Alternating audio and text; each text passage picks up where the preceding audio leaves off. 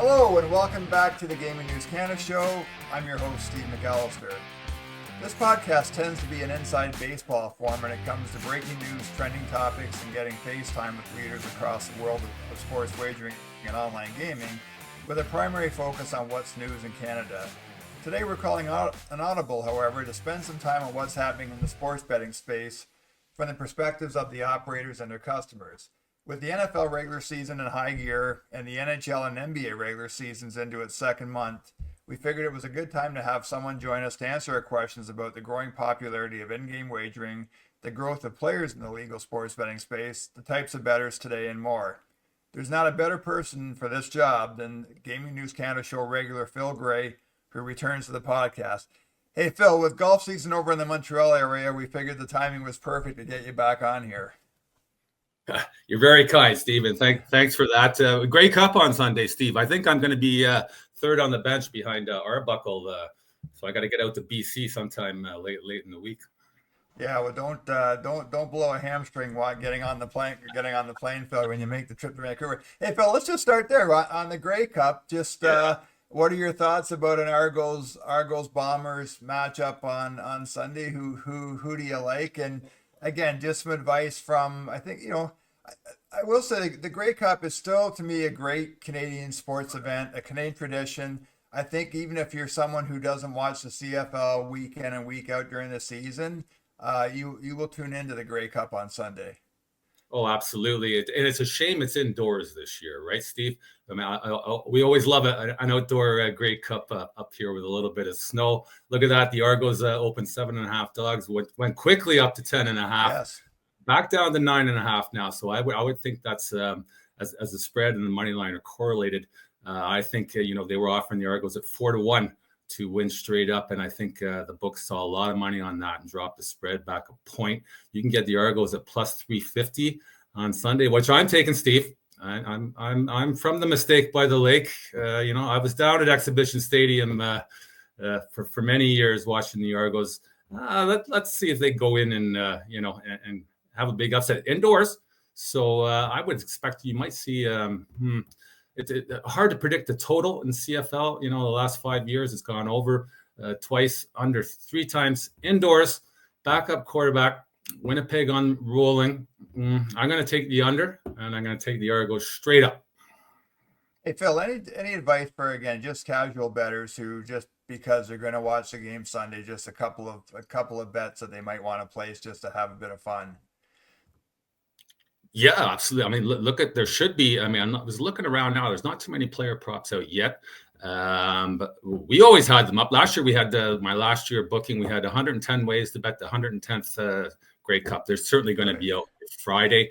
So look for some varying numbers between books there. You might find some opportunity to get some value there, certainly in some of the player performances.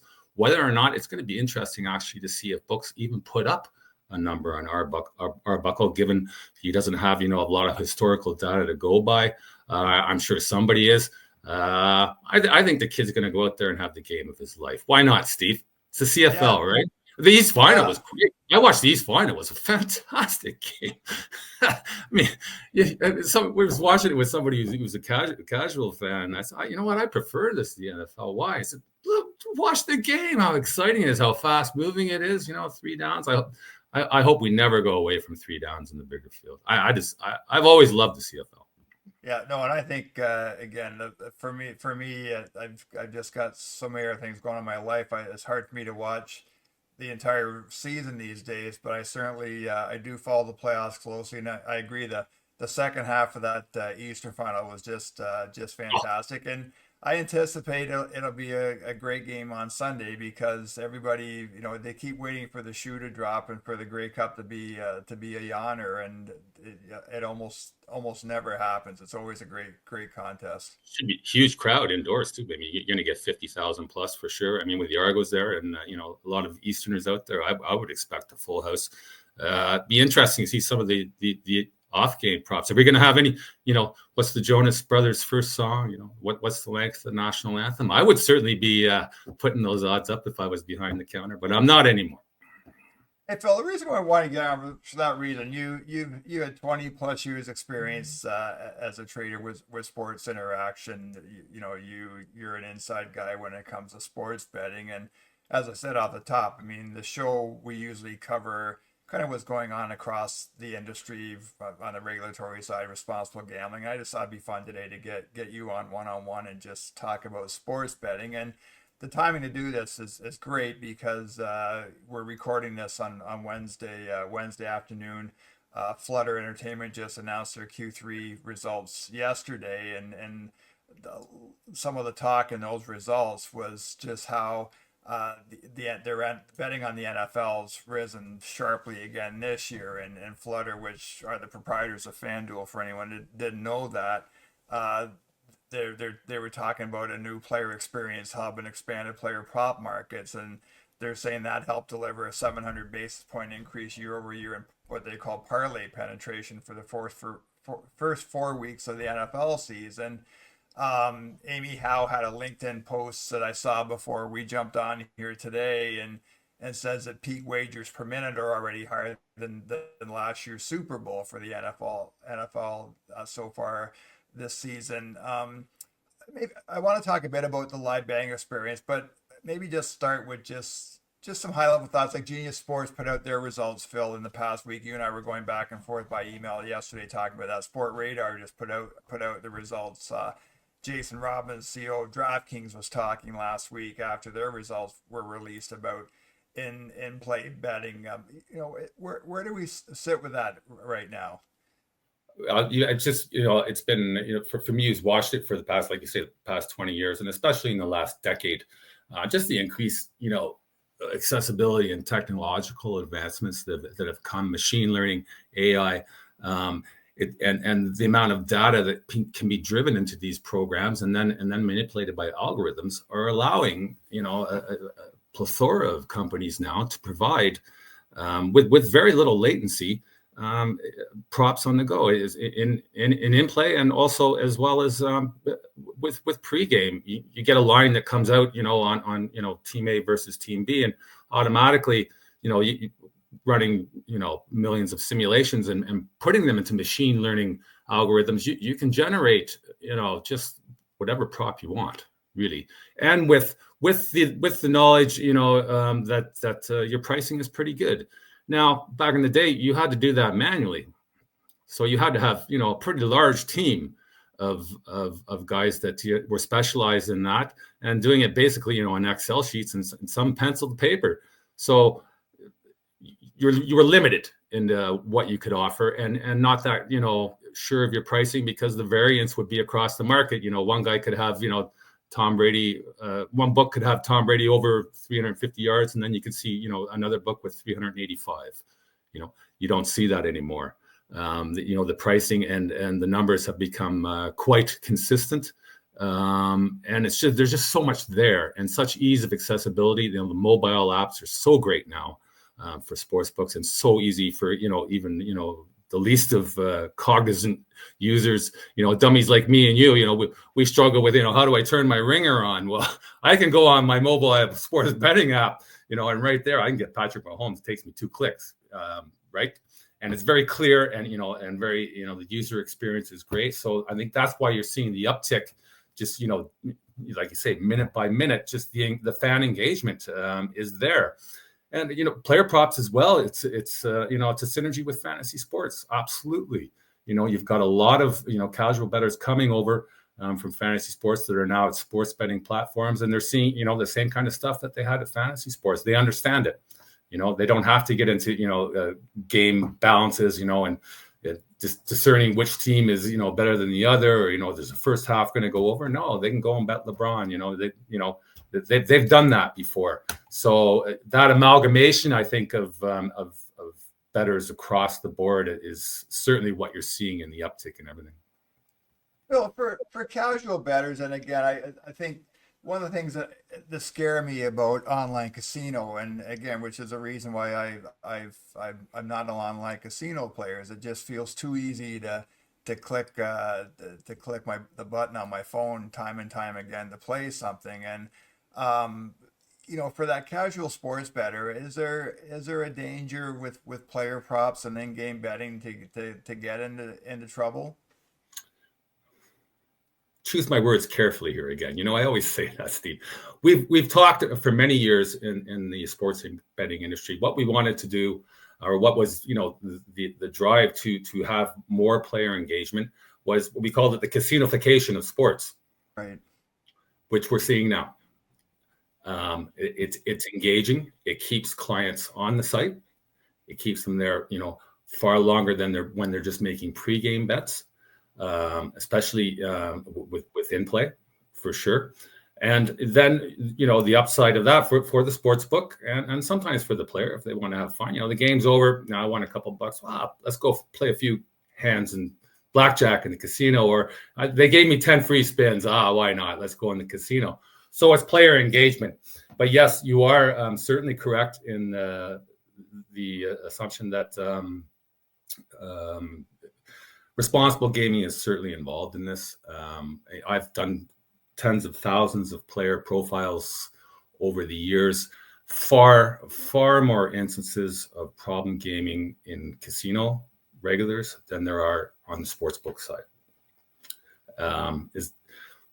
How do we reconcile that with the new thrust and impetus towards responsible gaming and the sportsbooks being partners in that? Tough to say. I would like to, for one, to see limits drastically reduced across the board in some of these in new offerings. There's no way you should be able to go in and get 10 grand down on LeBron live. LeBron, is he going to score 18 points in the third quarter? That's a problem gambler, but until it's addressed, it's part of the business, and you're only going to see it grow.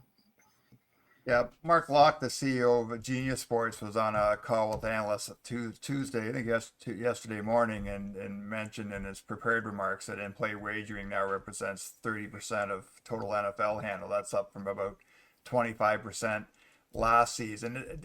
That rise, Phill, would there be a couple of components? Is it player props? Is it is it stuff bets around a team? Like, what do you think is driving that increase? Funny. He's talking 30% right now, which is about accurate. We can go back 10 years, Stephen. I would say I would say without a doubt, live betting in the NFL would have been 10% at most. Probably a little bit under. Now that was because we didn't have, again, you go towards the technological advancements, and less latency and just the sheer number of events that are available. It's absolutely, the numbers are absolutely no surprise. And we're looking at, all estimates now are probably a 10% growth on next year for the NFL, maybe up to 40%. Book wide, I was mentioning this to you in our mails the other day, that book wide in play now is probably about 50-50 when you combine European sports, tennis and soccer, where it's on the other side. If every dollar you take in soccer or tennis, you take $10 on in play. So that's skewed it up to on a book wide now, it's about 50-50. And we go back to, say go back a decade, in play would have been maybe about 25% of your total handle for the year. Now it's 50-50. And, talking to a lot of people, we think it's going to overtake it in the next couple of years. Book wide, when you put everything together, there will be more wagered on in play than there is pregame. Right. And again, I'll just mention in Sportradar's latest results, Yeah. Phil, they mentioned the micro markets around ATP tennis matches now, and they're using I think it's called Tennis Data Innovations, and this product that it's developed, they're using it also for soccer and table tennis. And Sportradar saying that 8 distinct micro markets are expected to generate almost 1,500 new betting opportunities per match now, which is which is crazy, right? When you think about a tennis match and how quick tennis is with points or whatever, and soccer where you don't have a lot of goals being scored, but just the markets are set up because of the technology and the data now and artificial intelligence. It's crazy. Yeah, and they're smart machines too. They've been programmed, and it just so intrinsically programmed, and just by some just absolute genius coders to predict the next market. And you're seeing it in North American sports now. Well, with micro betting, it's no longer just 3 or 4 throw next down, or run next down. You've got 14 or 15 markets from a drop down that the machine can choose based on what's happening in the game from data driven. It's absolutely incredible. I was talking to an owner of one of the bigger micro betting companies that now is doing really well, and he was showing me their back end and what they can do. And it's just incredible, just how intuitive the algorithms are that can manage the market and the price correctly, and also offer, just not the same thing all the time. They can switch it up in all the sports now, all the major North American sports, and that's going to grow. And we tried micro betting back again about a decade ago with a third party, and it was so slow and so boring that we had very little engagement with it. But look at it now, just massive, absolutely massive.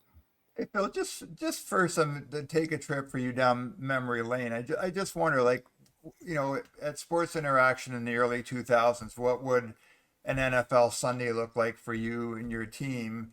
And what would that look like today in 2024 on an NFL Sunday morning? We'd certainly be a lot more guys in my office in 2000 than there would be today. We didn't have it was 75, 80, 90% manual. You were chasing the lines. That's what you did. We had the Don Best screen. We had our experience, and experienced bookmakers, and we would take opinions on lines, absolutely. And you'd stay with the market, but we'd move off. I mean, I always did that, but that's not the that's not the MOI anymore. There's a market consensus.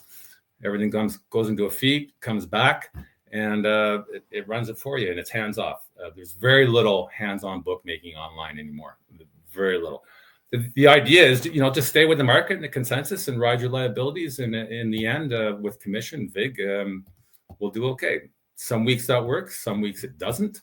From what I see, profit margins, I think they look a little bit down from when I was running things and talking to other books. I think, not to sound arrogant, but there's been a little bit more experience there. Now it's just, you plug into a feed and let it go. And you would have, certainly in a trading office, player managers, risk analyzers that look at certain clients and will move from there. But really, they wouldn't touch the game line. That's completely on a feed. Well, I wonder if the job that you did for so long, it's almost more of a marketing game now, where I was on FanDuel yesterday, and Megan Chayka's got a same game parlay on the Jets Rangers game last night, and PointsBet had the prop of the day on RJ Barrett or Grady Dick to score the first basket in Milwaukee last night, and again, leaning into those local markets, knowing in Southern Ontario on an NFL Sunday that you're probably going to get a lot of action on the Bills, or if you live around the Windsor area, there's going to be a lot of action around the Lions. And if you're spending more time doing that than what you did back in 2005. Yeah, there's an interesting discussion on that too. I mean, books that you can't market yourself on, come to Steve and Phil's sportsbook.com. We have the best dog lines in the business, because we don't, everybody stays on the market consensus. So marketing has to find, as you say, bells and whistles and other ways to plug a book. We were always, I was never afraid to hang a dog, especially in the NFL. If my liability predicted it, and I was comfortable sitting on something that I believed in, I was happy to hang it, and we were able to do that. We were known for a long time is if you want a great dog, go and bet at Sports Interaction. Some guys would brag they beat us. Well, they might beat me one week, but I'll get you the other week. We always did well in the end. But it was something unique, and we stood out from the market in that sense. You don't see that anymore. You look across the line now, and you're 7.5, 7.5, 7.5, 7.7. Nobody's gone to 7. And if one guy goes to 7, then they all will go to 7. It just, there's nothing unique out there.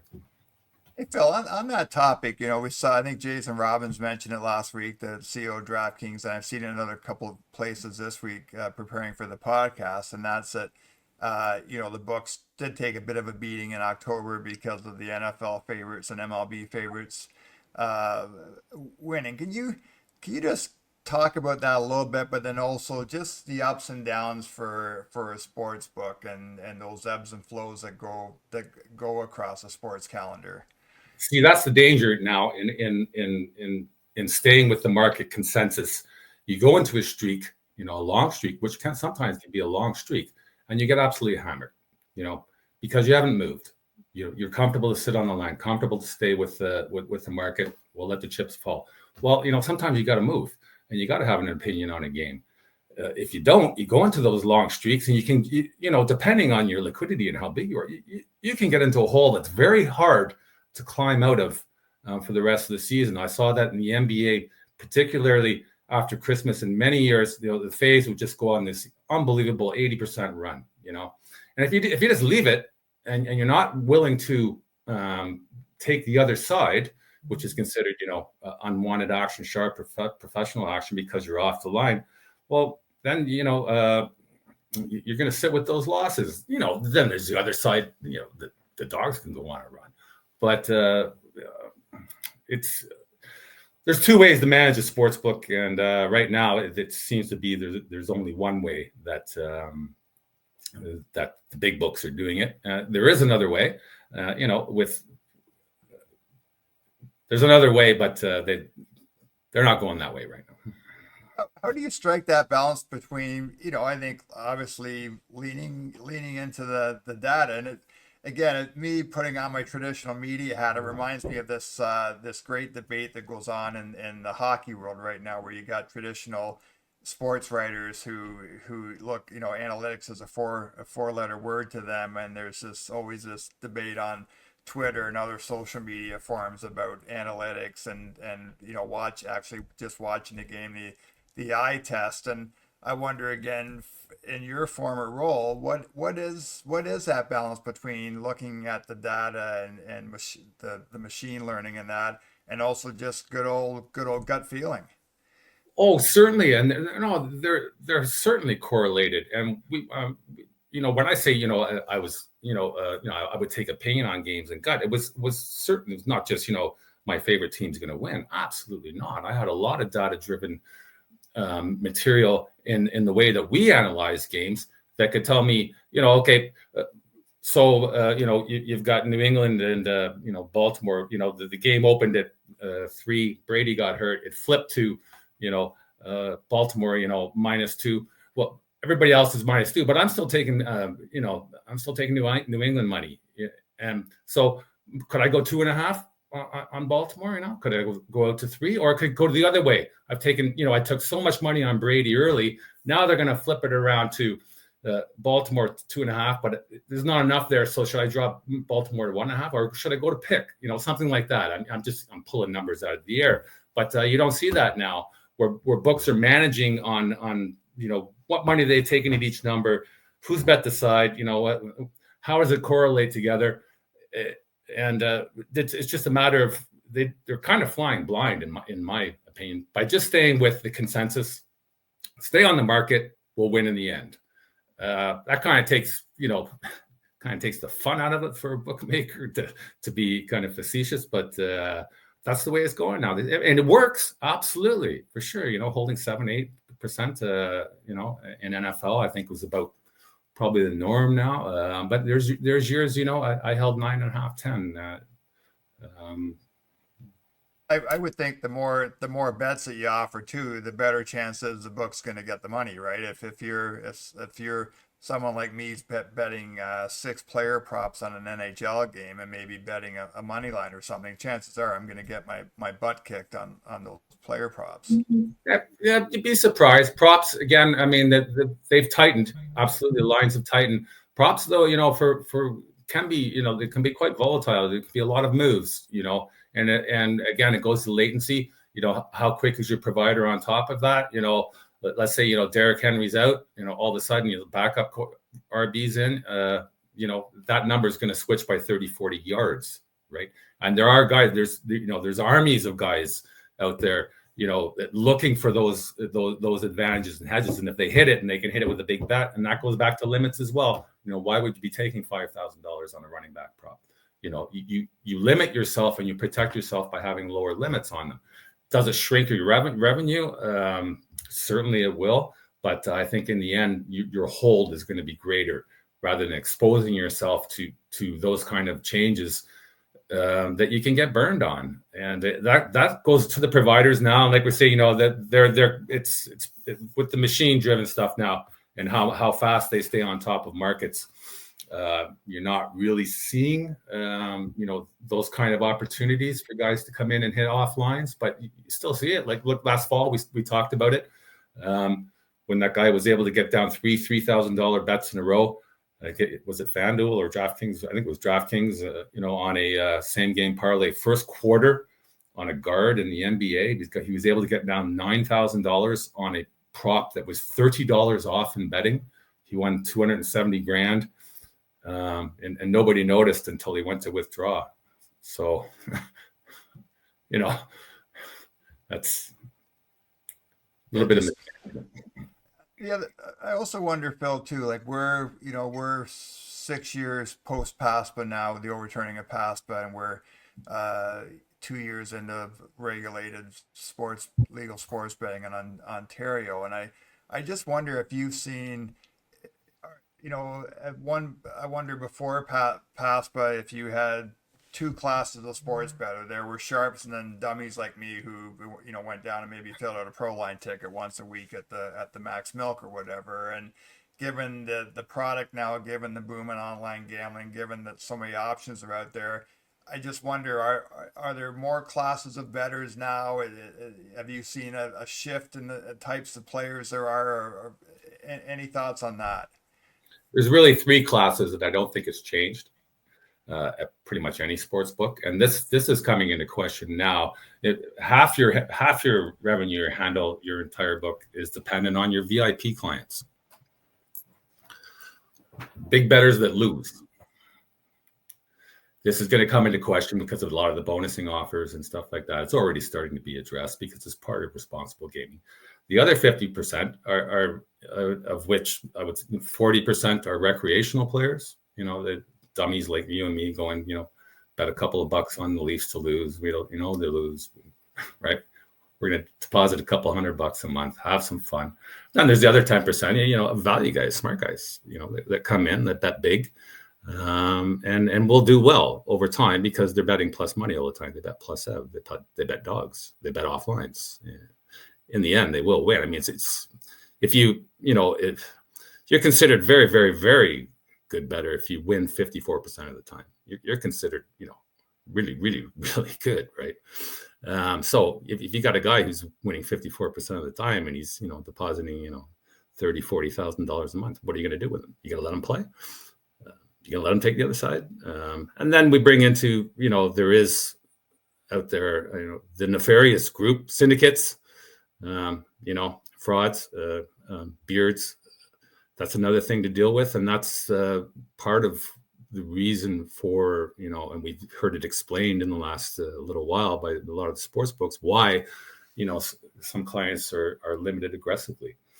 Some others get caught in that net that really shouldn't be, if it's just a guy, who's hunting some value, he likes the dog that week. He wants to come in and, bet $5,000-6,000 on a side I need. I'm happy to take his money. And if he wins, he wins. Great. Go on. If he's got 10 guys sitting at computers around the province doing the same thing and they're all pooling, then no, you're gone, right? But so it's very difficult, though, for sportsbooks to determine that. There's a lot of security checks, certainly. with companies that help them out, with IP checks and other ways of identifying that. But that's you're seeing that conversation. We've talked about this for a couple of years, limiting. I brought it up a couple of years ago, and look at it now; it's coming to the forefront, and it's only going to I think in the next 18 months become even a larger question, especially in the United States. Hey, Phill, do you have any do you have a problem with people who are professional bettors? That's how they make a living. Is there anything? If you're on your own, I don't have a problem with it. Okay. Now, yeah, there's and I know some people in them that are part of syndicates. They've got a dozen guys, and there's a brain cell, and that's all they do is they look and search for offlines, value, errors as well. And they've got 12 guys, and one guy in the brain cell will say, okay, Steve and Phill are off by 40 cents on the Suns and the Leafs tonight. Go hit it. They've all got accounts there, and they all hit it with max bets as much as they can get down. No, that's illegal. That's fraud as far as I'm concerned. But if you're a single guy, and you're coming in, and you want to bet big, and I'm off the line, and I'm confident to be off the line. See, that goes back to manual trading and having somebody with experience and a bookmaker who's there in the chair. If I'm hanging aside 20 cents off and I'm confident, and you want to come in and hit it with 10 grand, go ahead. I want your bet. If you win, you win. That's the fair side of it. Now, CFOs might not be too happy with that, if we lose the weekend, but they're going to be awfully happy if we win the weekend. So there's two sides to it. Hey, before you and I got out the blenders and started making our smoothies at lunch today, I sent you an email, a press release from Bettometrics today, the sports odds intelligence firm, and they released their latest report today, and it's kind of a 1 week comparison of suspension times between top operators during week 8 of the college football season and week 9 of the NFL regular season. And long story short, the analysis found that while operators exhibit short suspensions during NFL games, there are still significant improvements to be made on suspension times during college football games. You just tell our audience a little bit what suspension times are and what your thoughts on about the Bettometrics report during play stoppage. How long is the line going to be down on any specific given event? Now, I would wonder. Certainly, there's a couple of sides to why college would be, have a higher suspension time. Some of it's quite obvious. One would be just the sheer amount of games, say, that are played in college as opposed to NFL. Has that been skewed into that report? I don't know. But certainly you would see, in some games, it's like Alcorn State is, playing, they got a backup quarterback or something like that. And you're trying to, get your machine to learn and have the data driven into your machine, the intelligence to have, the spread back up. Is he going to, what's he going to do? Stuff like that. I would be interested to see what is happening, in say top 25 college games. I don't bet live a lot, so I'm not too certain on it. But if Georgia is playing Alabama, is the downtime anything less or significantly less than the NFL? I don't know. But again, it goes to data and professional sports. You've got you can go back 4 or 5 seasons, 6 seasons on guys. They've been with the same team. They have many matchups. You can define that data. It goes into the machine and much quicker to spew out a new line and more confident that your pricing is right. So it's a little bit slower in college because that data just isn't there. And to be sure your pricing is right, there's a delay on when that line will go up, and perhaps also waiting for a consensus. You can have that programmed into your line as well. Well, we're not going to go live until 4 or 5 other books have gone live with their line, so that may take another 1 or 2, 3 seconds. Very interesting though. I would wonder though at that time what they're saying 8.7% worse. I wonder if that's overall, and if it's overall, then I can certainly see why. Because there's 200 games on college Saturday, and some of 150 of them mean nothing. 180 of them mean nothing. So why would sportsbooks be in such a hurry to improve machine learning on that and expose themselves to having offlines, because that happens still quite frequently in the NCAA in both basketball and football. That's why you see such large line movements. Spread with 7.5 one day, and the next day it's 15.5. Totals. It's the data is just not there to get enough simulations and a historical analysis to come up with a consensus line. So you have books. There's still a lot of arbitrage as well, especially in live betting and in the NCAA. One book could be hanging, minus 140 on the money line, and some other book will have minus 190. So right in, you can go and hit both sides. Right? Can't see that in professional sports. We'll also mention too the Bettometrics analysis. It also found that DraftKings and FanDuel were suspended for the least and second least amount of time during NFL games, respectively. And the operators actually flip when it comes to college football, with FanDuel leading the operators that were analyzed. We'll share that report with our Twitter followers at Gaming News Canada. CA. It's not surprising. I don't find it surprising at all. I mean, I would think probably in go to college basketball, it would probably be greater. I would think.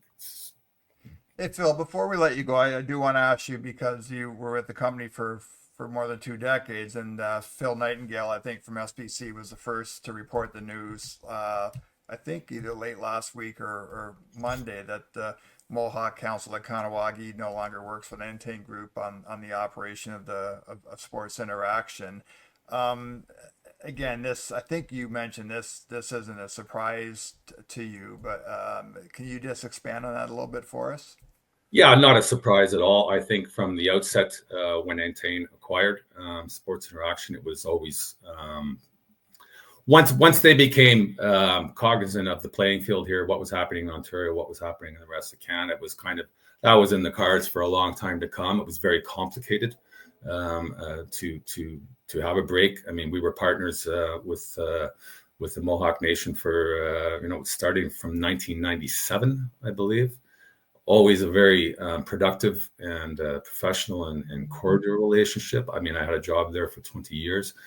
Nothing but great stuff to say. We put, the economic initiative that was which is actually instituted by Sports Interaction with the partnership of the Mohawk Council of Kahnawake.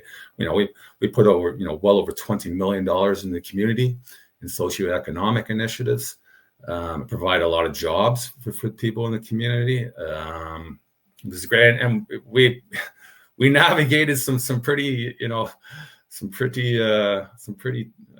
interesting times over those couple of decades together as partners. And from what I understand, the back end office there will remain intact. It's run by Entain, but will be on the reserve. The customer service office remains intact for now, and Entain will take over Sports Interaction for the rest of Canada, which was owned by Mohawk Online.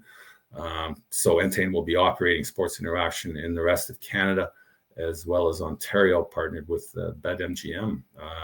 End of an era. You will never see again what we getting a little emotional here. You will never see again what we put together and were able to establish in Kahnawake. And despite what over the years, a lot of media reports and that I was there.